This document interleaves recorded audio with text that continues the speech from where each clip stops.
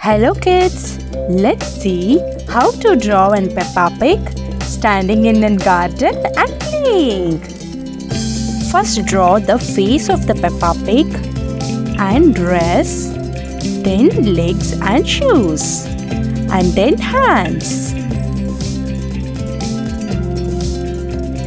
With circle, draw 2 eyes and small mouth, as shown in the video.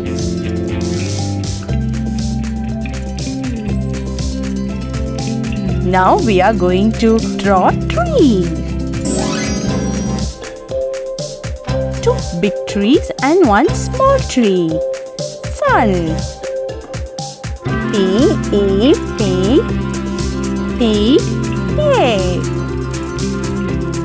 P-I-G. Peppa Pig.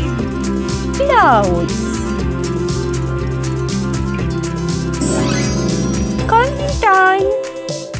For face and hands, skin color. For dress color. For shoes, yellow. Green for grass.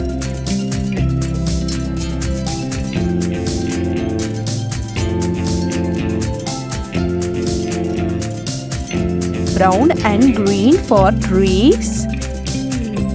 Yellow for sun. For alphabets, Peppa Pig.